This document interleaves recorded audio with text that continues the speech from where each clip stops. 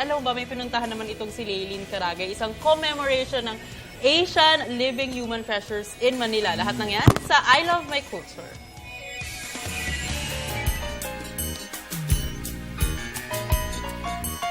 Good morning mga boss, at ngayon ay aking ibabahagi ang first ceremony for commemoration of the Asian Human Living Treasures na handog ng NCCA na nagpapahalaga sa iba't ibang indigenous culture and promotion of traditional crafts. Since 1993, nag-umpisa tayo maghanap ng mga manlilihan. Those are the masters of traditional arts.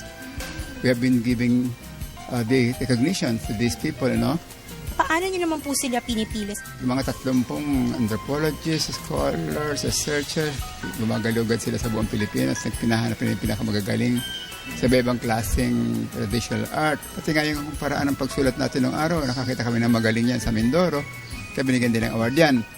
Ngayon, bakit natin lilimita sa Pilipinas yung pagre-recognize sa Living Masters? Isang malaking bagay para sa Asia na magkita-kita ang mga masters ng Asia. Kaya nag-initiate ang Pilipinas. Kauna-unahan ito sa buong Asia. Marami na binili na kasali ngayon, mga 15 bansa. Inaasahan namin na mga dumami pa. Pararangalan namin sila rito. Kamukha ng ginagawa natin pagpaparangal sa ating manilikha ng bayan sa Pilipinas. At malaking bagay ito para makita ng mga Pilipino at buong mundo. Asia, ang yaman-yaman natin sa traditional arts. At nagkakaisa ilalo ang Asia. Ito ang malaking bagay.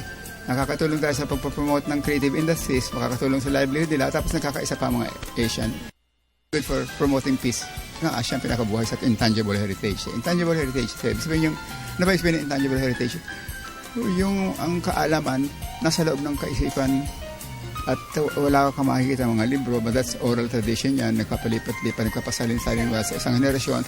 So lastly po, Chairman, any parting words na lang po sa ating mga audience? Ang mga Pilipino kasi, gusto nilang talikdan yung sariling isip. Parang ayaw ng mga Pilipino mag-isip ng sarili. Gusto gaya lang ng gaya sa Amerikano, gaya ng gaya sa Europeo. Pati yung mga wika natin, kinakalimutan, pa-English. Sana, ibalik natin yung kultura natin. Pag tayo nag-uusap, huwag na mag-English. Siguro pa sa international, gamitin natin English. Pero sa among ourselves, Ilocano, Bisaya, Tiboli, Tagalog, parang hindi tayo nakakaya sa mundo. Pinagtatawanan tayo ng Europeo.